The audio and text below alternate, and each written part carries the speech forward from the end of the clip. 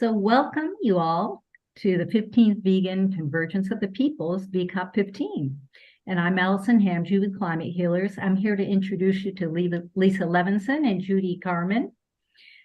And they will be guiding us through the Coalition's Sermon Contest Award Ceremony. As I understand it, there will be two $500 prizes awarded to people who have delivered the best sermon or spiritual presentation on our responsibilities to non-human animals. Okay, Yes. So excellent. We can't wait to hear about what's happened and who the winners are. Take it away. Yeah, this is a big day. This is the day that Lisa announces who the winners are. I'm going to just talk a little bit before she does about the Interfaith Vegan Coalition, which is a group that Lisa and I co-founded together. And we've been around for a while, and she's going to give more details about what we do. But we were inspired to have a sermon contest. And so we went ahead and did that. And what we did is we asked religious, spiritual, and lay contestants to send us their presentations that they had given either live or online before a religious, a spiritual, or community group between the dates of June 30th, 2021 and December 31st, 2022.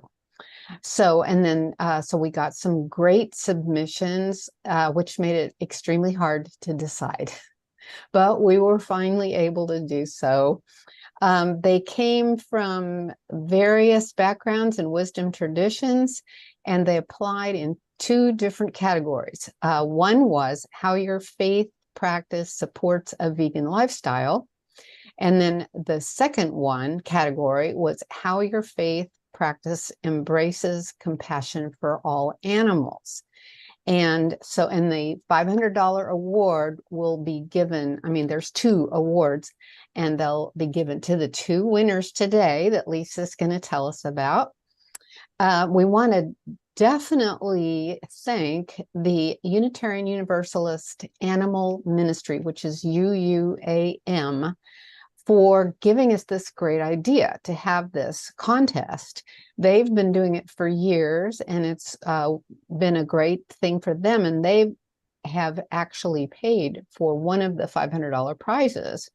We also got a lot of help from Shemayan, the Jewish Animal Advocacy Group, which is one of our members.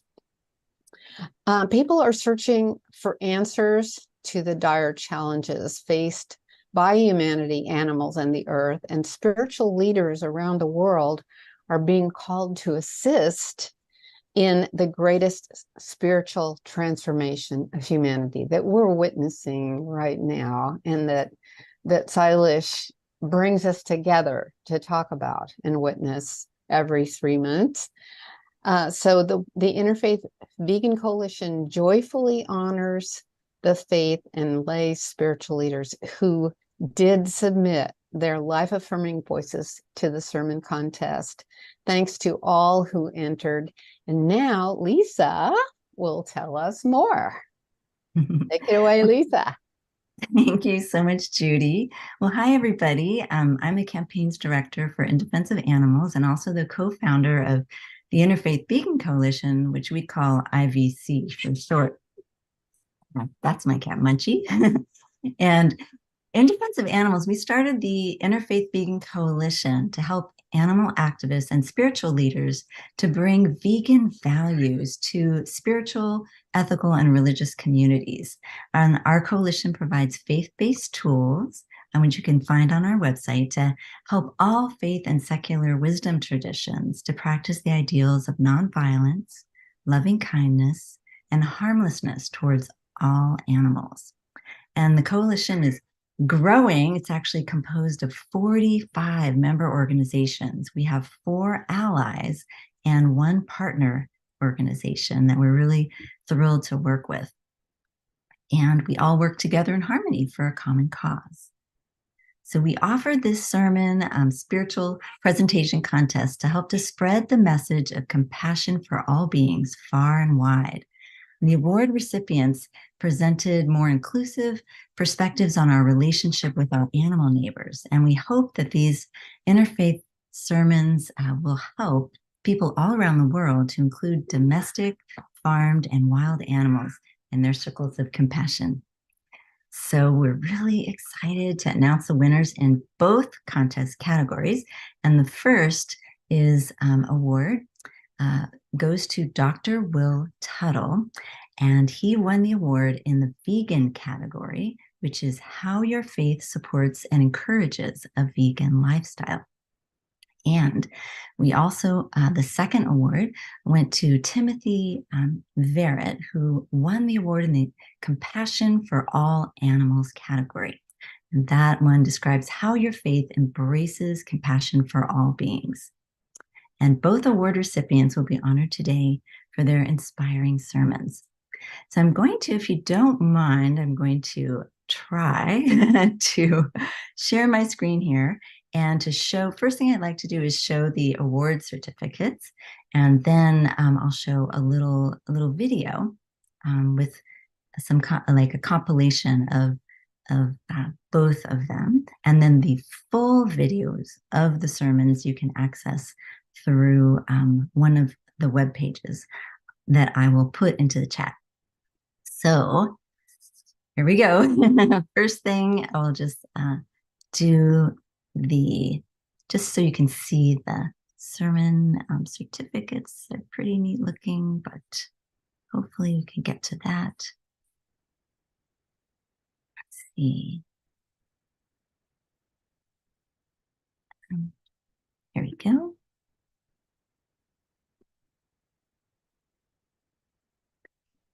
So I wanted to share these with you because I thought they would be kind of neat looking.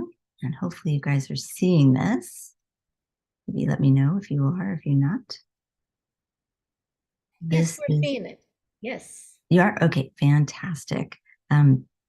So here is the award that went to Timothy Verrett. You can see the graphics here. And then I will also show the award that went to Dr. Will Tuttle. So hopefully you can see that there. And then I'm actually going to stop the share for a moment and then restart it with this video. So fingers crossed, we'll go ahead with that.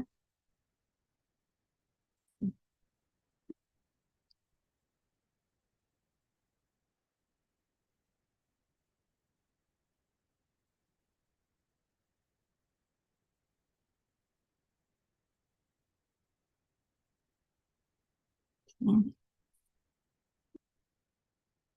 Clicking all the right buttons to make sure that you guys can see this. And hopefully you'll be able to hear it and everything. All right, so I'm going to make sure we go to the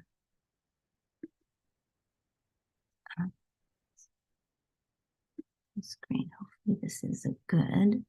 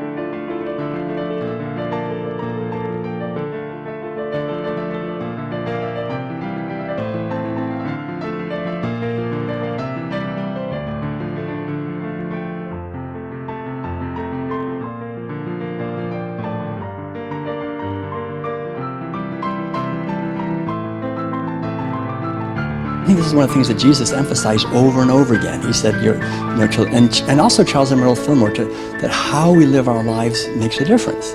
That our prayers are mental, but they're also how we live our life is also a prayer. I think Jesus And all the great spiritual teachers have encouraged us to love nature, love animals, love all of creation. And I think that's one of the great wounds in our society that we all endure, is being raised to harm them. And one of the greatest ways we can bring about a society of freedom and peace and harmony is to follow these teachings and to respect animals and nature and treat all beings with kindness.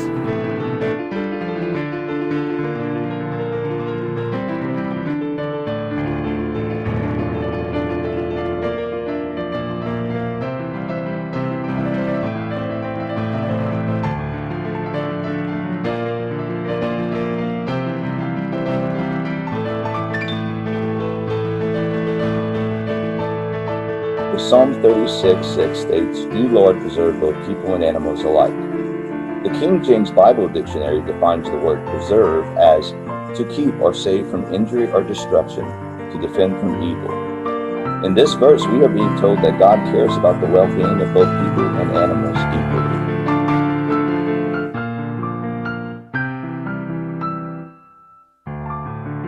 equally. Together we can transform our world.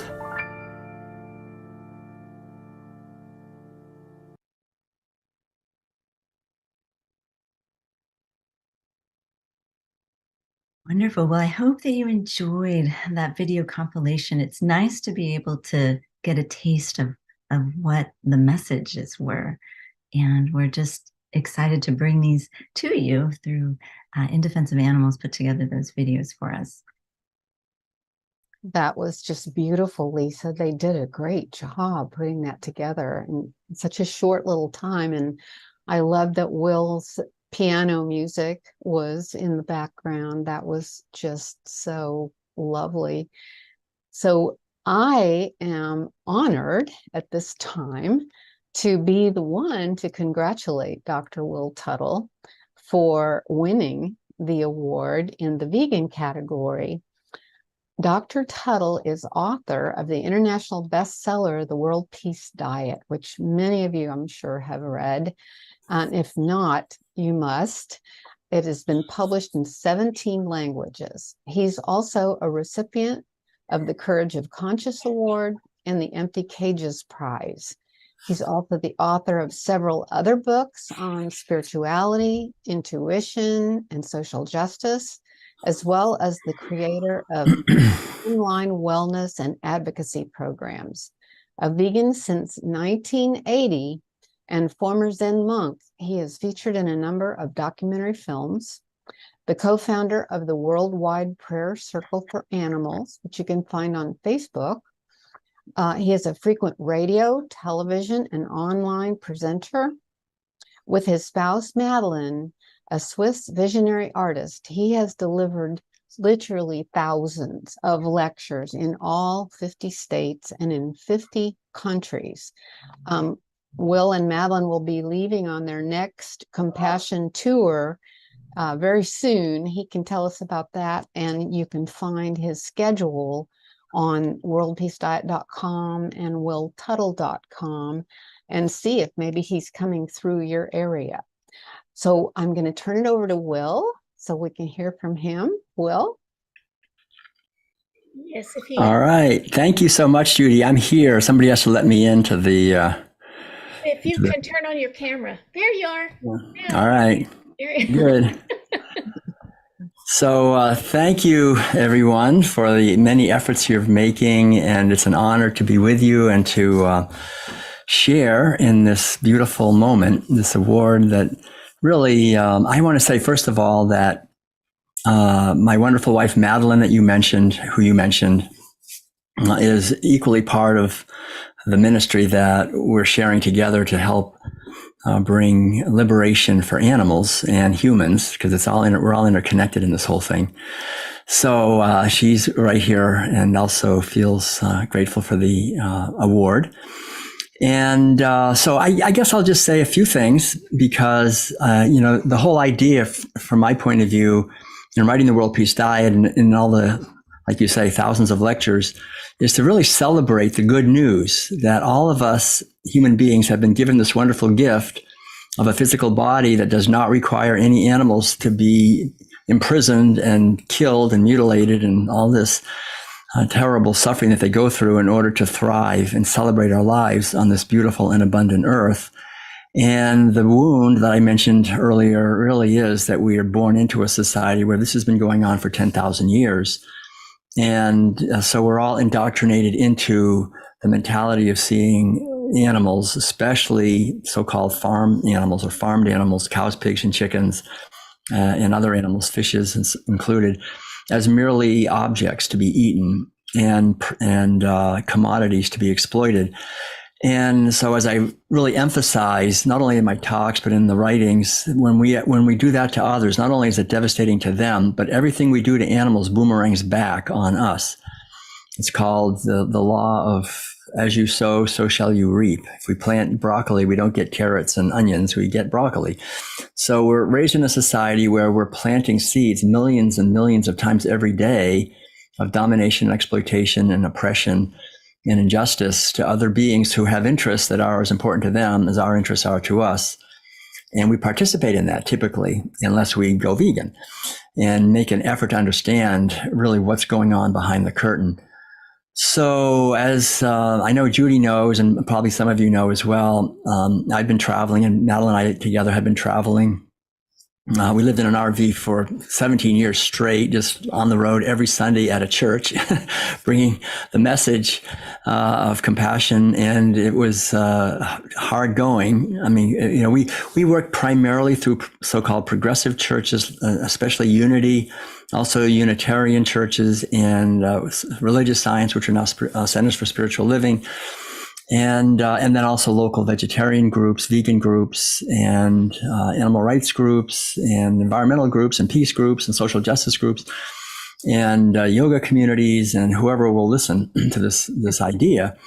And one of the things I realized, of course, is that there's a tremendous resistance to this. And so after my reputation got somewhat established in Unity, and I started more and more feeling the urge, and this is going back way probably to 2000 and early 2000, 2001, 2002, or even the late 90s. I was bringing this message, and some people came up to me afterwards with tears in their eyes saying, finally, someone's talking about this in church. No one ever talks about it. And other people would literally go out of the sanctuary and slam the door so everyone could hear it. and I thought, oh God, you know, so, and then I would get these emails from ministers when I asked to come and speak at their church saying, sure, you can come and speak about your meditation and healing and love and compassion, but don't say anything about animals and don't say anything about vegetarianism or veganism, because that's something we really don't talk about. And so it's been quite an adventure, I have to say. And one of the things that I'm really happy about is writing the book, The World Peace Diet, which really went very well in terms of sales and going worldwide. And so that has been a big help, because people would like my talk and then they would buy the World Peace Diet after the service. And when they got home and they're going, oh my God, I didn't know I was buying this. But hopefully it planted seeds. And I have actually, when we return to churches, very often, almost every time we go, there's someone comes up to me and said, you know, the last time you were here, I bought the World Peace Diet and I went vegan. And so it's really heartening to hear that people actually read it and go vegan, and who probably wouldn't know about that. So I think it's really important to just remember that everything we say does make a difference, that we can go through our lives. And my whole idea is that I don't try to change other people, because to me, that's in a way a form of violence. If someone came up to me and wanted to change me, the natural, healthy response is to fight back and defend ourselves, because that's you know, it's really not the way to work. But what we can do is we can plant seeds. And I think when we plant seeds and we're living our lives in alignment with that, with the seeds that we're planting, then people can take it in. And that's really the spiritual path. And I think the idea of vegan spirituality really is the most important idea on the planet right now, because it's bringing together the two great powers of spirituality, which is awakening, to the underlying truth of the interconnectedness of all life, that there's one life living through all of us, that we're all related. And so even though we're taught in our society that we're separate and we have to compete with each other and the strong dominate the weak and so forth, we're really taught that through the economic system, political system, and in general, that there's an underlying wisdom tradition that questions that. And veganism, as we all know, is really another word for ahimsa, the ancient Sanskrit word that means nonviolence. And these two go together because violence towards others always breaks down that basic reality and understanding that we're one life living through all of us. So kindness, compassion, and caring are natural products of spiritual awakening. And veganism can lead to greater awareness, and greater awareness should lead more toward veganism and ahimsa. And so I'll just close. I'm not sure how long I'm supposed to talk here, but I'll just say maybe one more couple things, maybe just briefly. I've been so involved in religion, and especially the more so-called aggressive brand types of religion. And even there, like at Unitarian churches, people get really furious when I talk about liberating animals, or Quakers, or all these people, because the idea is, well, we're humans, and we're humans, and we're made in God's image, and they're not, and therefore we're special, and our problems are much more important than their problems.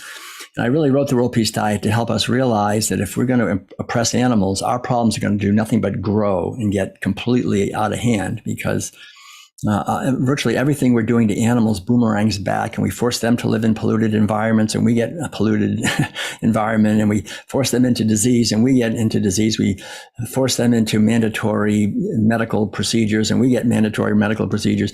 All the loss of freedom and the domination of the weak by the strong boomerangs back, and we can see that happening. So what I've discovered really is that the three Abrahamic traditions, religious traditions, Christianity, Judaism, and Islam, really emerged out of cultures that had been practicing animal agriculture for quite a while. And so the thing about religion is that it has a conflicted loyalty. Right? There's two things that religion is really called to do. One is to promote spirituality. Great. And that's authentic awakening and kindness and compassion. The other calling that religion has is to support the culture that it's in. Right? A religion is an institution in a society, and it has to go along with and support that society. So if the society is basically a herding society where everyone's eating animal foods, you're never going to have a religion that really questions or opposes that. So that's been, I think, part of the problem, is that religion has been modified continually to try to somehow justify dominating, exploiting, and eating animals. And that's the tension we feel. And when we read the Bible, or when we go to churches and we hear people talking, and that's the tension. And the other traditions, it's interesting, like Buddhism, Taoism, Confucianism, and many forms of Vedanta and other Hinduism and so forth, were basically emerging out of societies that were less dominated by herding. And so it was easier for them. Like when we say in the Judeo-Christian tradition, thou shalt not kill, everybody goes, yeah, that's human. That's nothing to do with animals. But if you say that in Buddhism, for example, or Confucianism, thou shalt not kill, that means all sentient beings. You don't kill anybody. And everybody knows that. So there's this fundamental difference. And I remember the feeling of when I would go over to China. We went multiple times to China and Taiwan, Korea, Vietnam, these Buddhist countries. And we would actually be promoted and even paid by the especially Buddhist and Confucian communities to spread the vegan message, and they would pay everything, and they would put us up in nice hotels and everything just so we could spread the vegan message. And I remember coming back to the United States and thinking, wouldn't it be great if all these Christian churches would just pay us to go out and spread the vegan message? It's like, what's happening here? Why isn't that happening?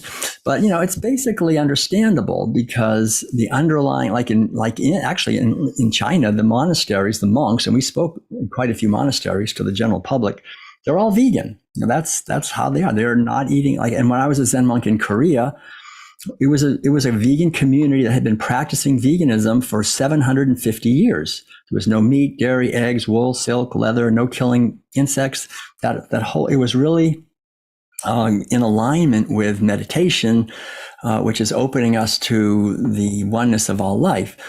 So to me, it's really incumbent upon us in the West to try to fertilize our religious traditions that have been also wounded by being basically raised in a herding culture to support herding animals, and go back to the original teachings of Jesus and back to the original teachings, I think, of the prophets and the original teachings of Charles and Myrtle Fillmore, for example, in the Unity tradition, who really, I think when people wake up authentically, spiritually, their heart opens, and when they see other living beings, they don't have the yearning to harm them anymore, or they question it. They say, no, I'm not going to do that.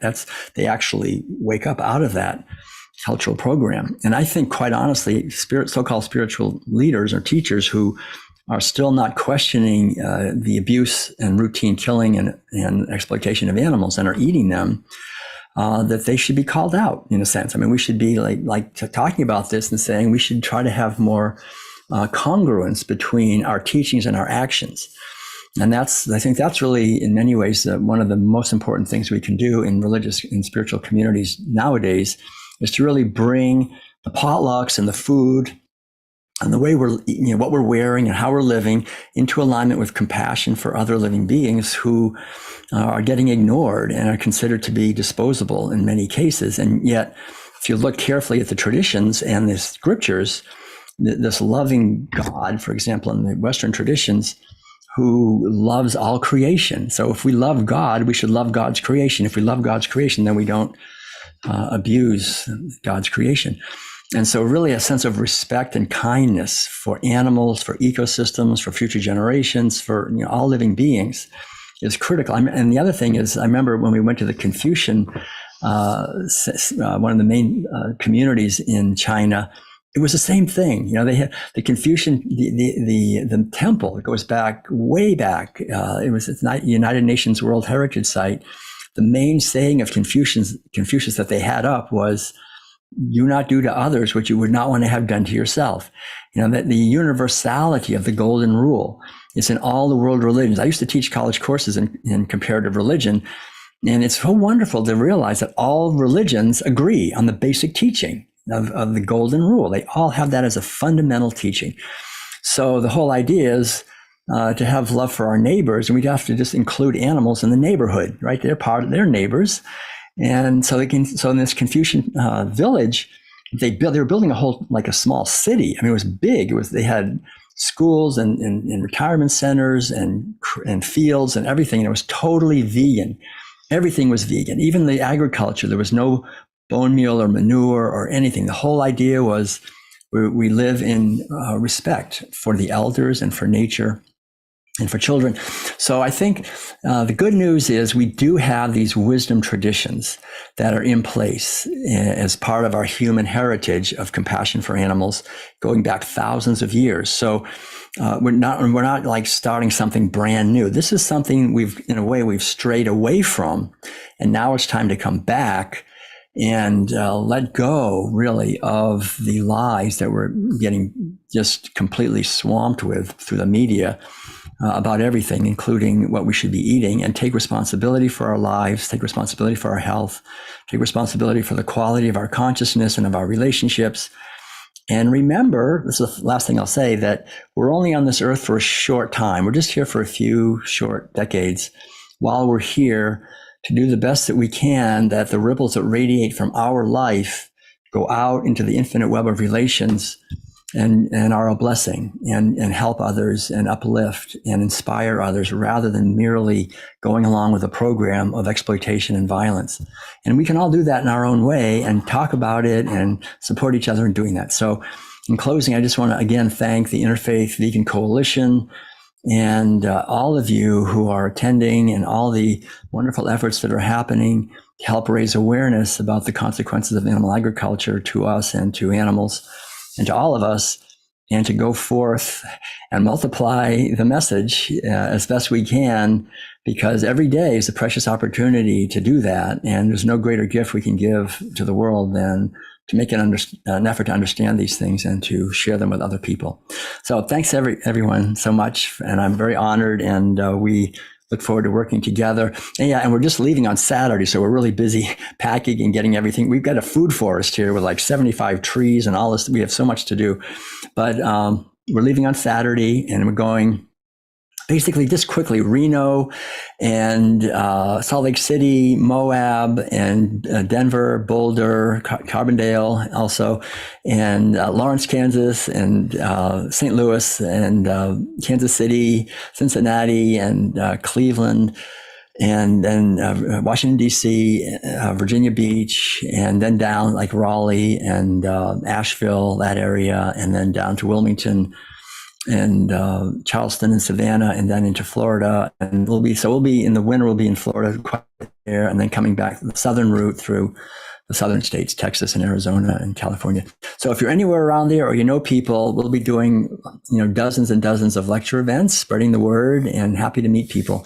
And we have a new book coming out also within the next month or so called Food for Freedom. It's a big book like the World Peace Diet, actually even bigger. And so that'll be coming before long as well. So much love to all of you. Thanks again for the honor. And we really appreciate the efforts you're making. Thanks. Well, thank you so much, Will.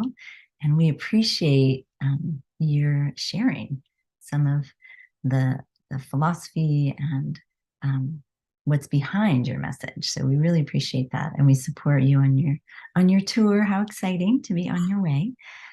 We also want to take some time to honor our second recipient. And he is Timothy J. Verrett, and he appeared in numerous stage productions as an actor and was nominated for a Falstaff Shakespeare Award for Best Supporting Male in his role as Iago in Othello. He wrote plays, poetry, and sonnets. He published works including the Denial Family Ingenting Spiritual Sonnets and a children's audiobook entitled Clarabelle Comes Clean. Timothy was a Christian, an animal welfare advocate, and believed that his purpose was to use his many creative talents to glorify his Lord and Savior, Jesus Christ. It is my pleasure to introduce the lead pastor of Creation Care Church, Craig Wesco, who is here to accept the award on behalf of Timothy Verrett, who sadly passed away and was a devoted member of the church leadership team. So the physical award that I showed you a little earlier will be mailed to Timothy's parents, Geraldine and Michael Verrett. So if we could bring Craig up here, that would be fantastic. He's here right now with us. Thank you so much. Hi, Craig. Welcome to unmute. Are you able to hear me now? Yes, we can. Hi, so thanks everyone for having me. And I met Will Tuttle a few months ago when he was on tour. I got to see one of his inspiring speeches at his gatherings. So it's really nice to be on the same call as him. And I want to say on behalf of Timothy in Creation Care Church, just a few things about him. He was very devoted to the message of creation care. That's why he was one of the founding members of Creation Care Church, basically a coalition of ministries that have a faith component, but also a component of caring for all of God's creatures. And those were kind of the two things that he was most passionate about. And he would go around giving this talk, which was the presentation that was submitted. And he was kind of like a missionary. He would go to two different groups. He would go to animal welfare groups like the Humane League and other organizations. He would give this speech to sort of show that there's also this faith component to being vegan and caring for animals. But then he would also give this presentation to churches and places of faith that don't understand the component of caring for all of God's creatures as well. So those were kind of the two things that he was most passionate about in his life. And so I think that this contest, the fact that he is able to win this contest and earn $500 for his favorite sanctuary, I think that that's a great way to sort of remember his legacy, and that his message is able to live on and able to do good work in the world even after his passing. So I just, on behalf of Creation Care Church, I want to thank you for selecting his awesome sermon, and for just allowing him to basically continue speaking his message even after his passing. Well, thank you so much, Craig, for sharing your thoughts about Timothy. We really appreciate that, because you knew him well and collaborated with him. So thank you very, very much. We also want to take a moment to honor the recipient of the $500. So we're delighted that Diana Schaffner, who is the founder of Good Acres Sanctuary, who has joined our ceremony to accept the check, which will be mailed later, per the Creation Care Church Leadership's team's request. And the check will be mailed out by In Defense of Animals. For now, I'd love it if we could bring Diana on, who's with us, to share a few words. Okay. Do I have to click anything, or is this all You are good? good to go. Hi, guys. You are good to go. Hi, Diana. It's nice. Thank you for having me on. And thank you very much for the award, in what Timothy's award to come to us. Well, he was here. This was shortly before the COVID began. I can't remember now what number of year that was. It seems like a long time ago. He had been a fan of Good Acres Sanctuaries for a long while before that. Of course, all through online, because we were literally like 1,100 miles or so physically apart. But then that one spring, he rented a car. He was determined he was going to come here, and he went through a lot of hoops and loops to make that work for him. And I'm so glad he did, because later that year he passed. And he got to be with all the animals for 3 days. He was here all day, every day. And so we spent a lot of good time together.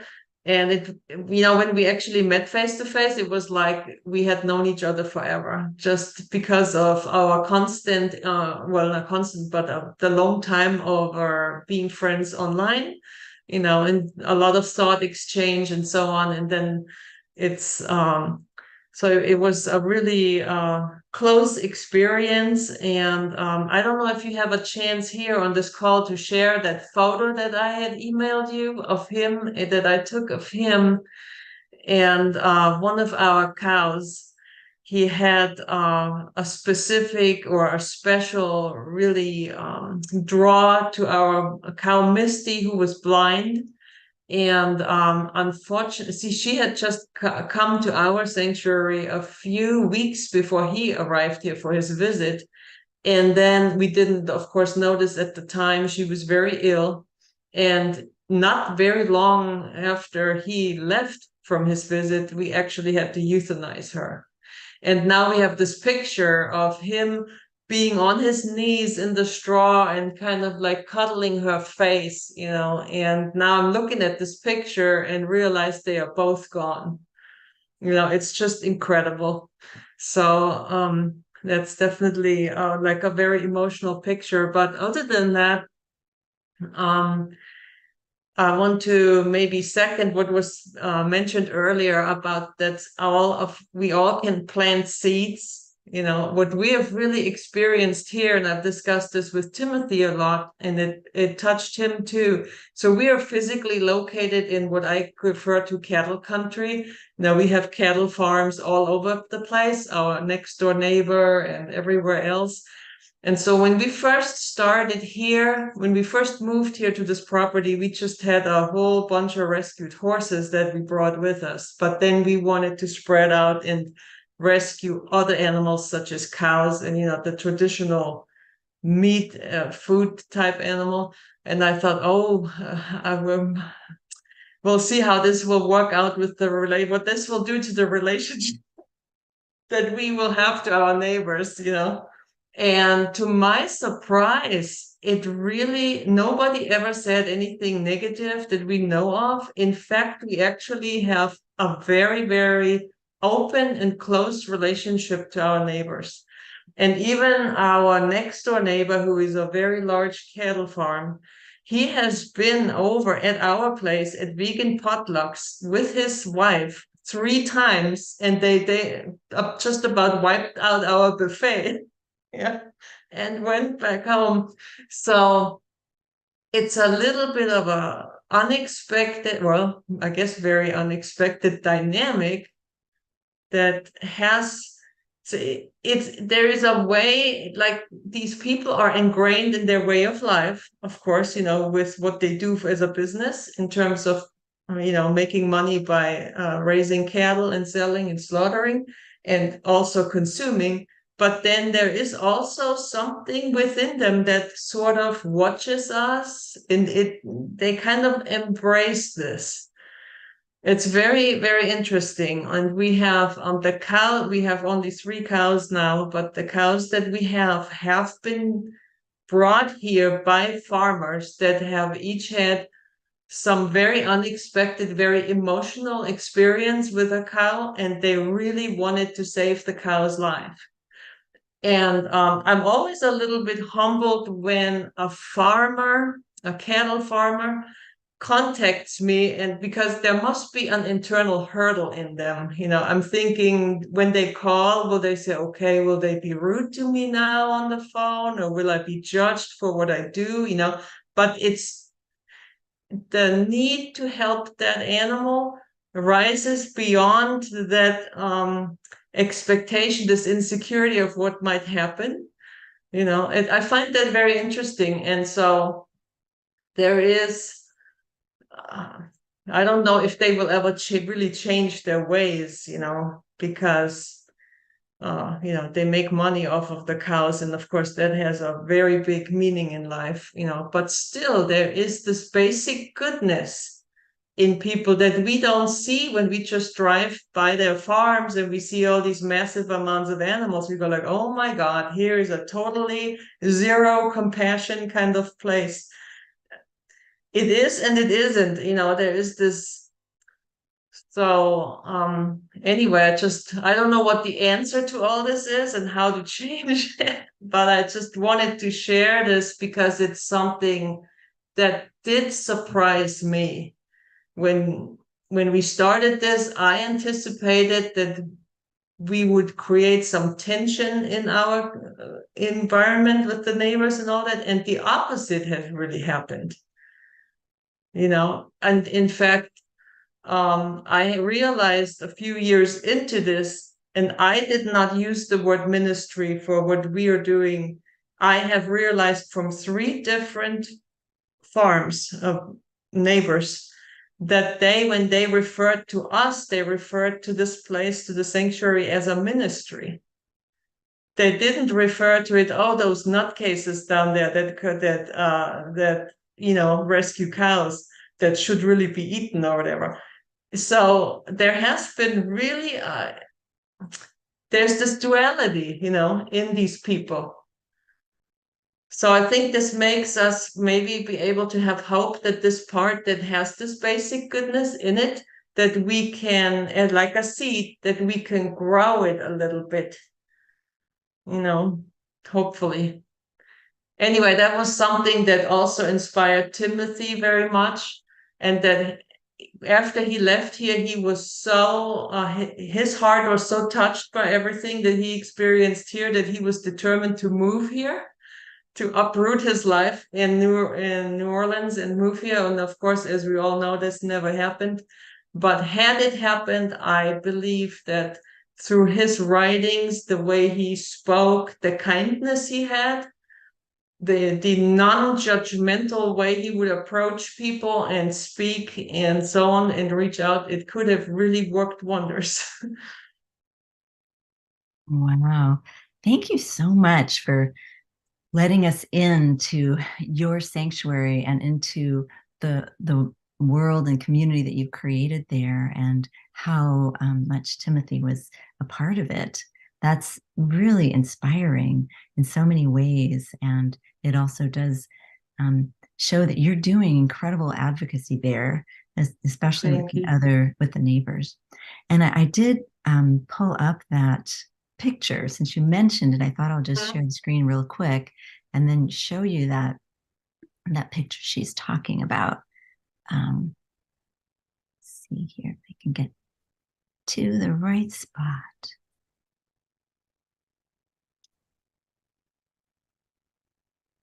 Yeah, it is a very sweet picture. So I'll just show it through this right here, and you can see the image there of Timothy, and this is Misty, right? Misty the cow.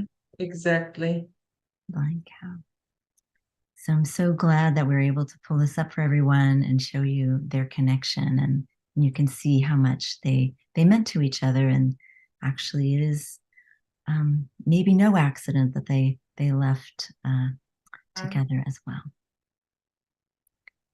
So thank you for sharing your thoughts, Diana. We're so thrilled that you're here, and also that it's really an honor to be able to support the farm with that donation. Thank you. And yeah. So wonderful. Well, I guess right now we probably just have we have one more guest we'd like to bring up, and her name is Vanetta. I think she's joined us, Vanetta Calloway, and she's a member of our Interfaith Vegan Coalition, has an organization too, actually, a committee of consciousness, and the Black Vegan Experience. And she was instrumental in some of these votes that we had with our committee. And also she had some really lovely things to say about Timothy's submission. So I thought we'd bring her on today. Hey, Vanetta, how are you? You might need to unmute. Let me get that. Okay, perfect. Can you hear me now? Yes, we can. At first, it wouldn't let me unmute.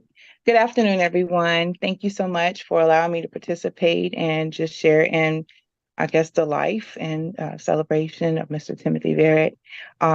Very grateful for that honor. I know it's not often that people think about you after you've left a legacy when it refers to our animal friends and the environment and each other in the way that we've shared about people and other sentient beings today. But as a believer in Christ, I understand how things have been misconstrued for so long, and that it takes each one of us to reach another person. And so when I had the opportunity to just listen to the different sermon contestants, we listen for the logical explanations, and we listen for those that are connected to our spirituality. And there's sometimes a heart connection with someone's language use, with their words, with everything that just speaks to your heart about the situation. And then so as I was listening to everything that Mr. Barrett was sharing, I felt like I was there with him. I felt like I was walking amongst him with all of the animals that were his family. I think he mentioned non-traditional family in his photos and in his slides. And I will share honestly that I did not understand how some of my brothers and sisters fought so hard with every breath that they had for our animal friends, until I actually came to the Parliament of the World's Religions, actually, Lisa, and partook in your Fantasia vision. And that's where God opened my heart to show me the same way that I am passionate about reaching people and educating them about veganism. It's the same way I have brothers and sisters that will actually give their lives for animals, because that is their passion, that is their ministry. And it's taught me a different respect for those that are vegan for that reason.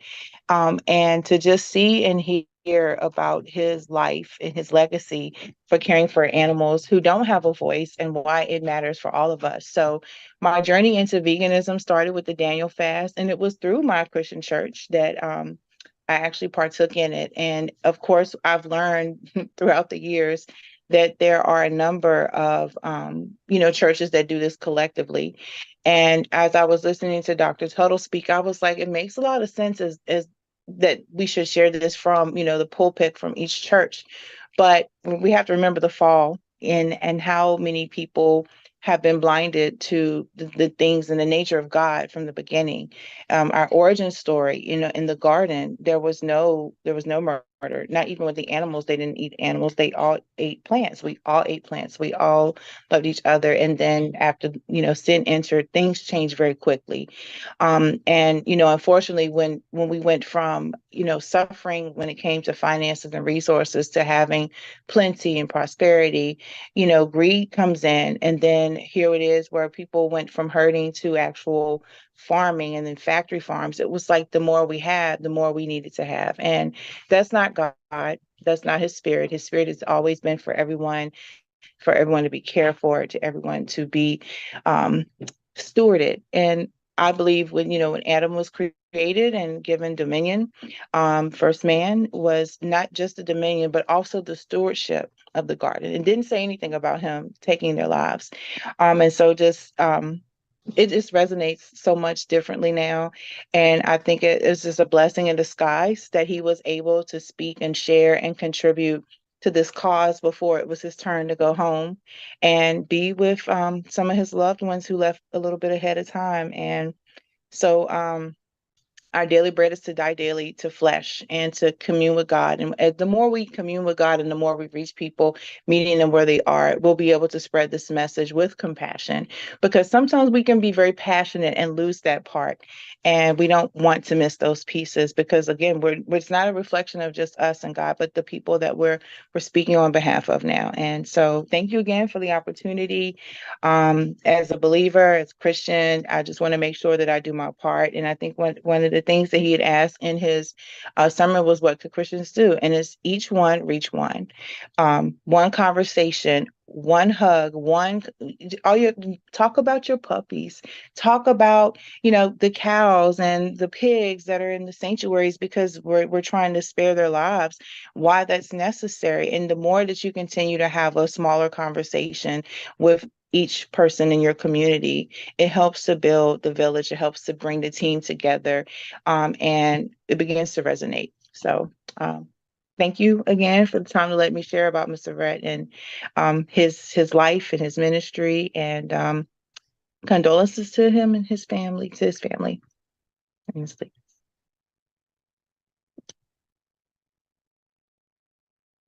Thank you, Vanetta. That was so eloquent, what you shared with us today. And I'm really grateful to you for speaking on behalf of Timothy. And then we just have a couple closing words, maybe from Judy and then from me. And there we go. Okay. Yeah, I just wanted to point out to everyone that Lisa posted in the chat the full sermons, the place where you can watch the full sermons. And so we really encourage everybody to do that, because both of them were just wonderful and inspiring. And there may be a way that you could share them also with others. So please do take a look at them. Wonderful. Well, thank you, Judy. Yes, you can go to the website. There are embedded YouTube links. You can share the links. You can share the web link. So either way, that's one of the main reasons why we did this. We wanted to spread this vegan gospel of compassion for all animals. And by doing this ceremony, by doing a media release and putting it on the website, we're hoping that people can share these talks beyond just today, so that more people can see them and relate and understand on their own levels why compassion for animals is so important to all of us. So I wanted to take a moment and thank everyone here today who joined us in this celebration. I want to thank all of the applicants, because there are other people who applied for this as well, and we're deeply grateful to them. And we will be sending them some of Judy's special animal peace prayer flags for their contributions. And We also want to thank the judges, because we did, those judges who were part of the Interfaith Vegan Coalition members and part of the committee. We couldn't have done this without them, to take the time to review all of the submissions. And so we also just want to thank everyone here for joining us today. And we're very grateful to everyone. Thank you so much. Sometimes we end this way. We say, Namaste, vegan love. So we bring all of that to all of you. Thank you so much. Thank you, Lisa. Thank you, Judy.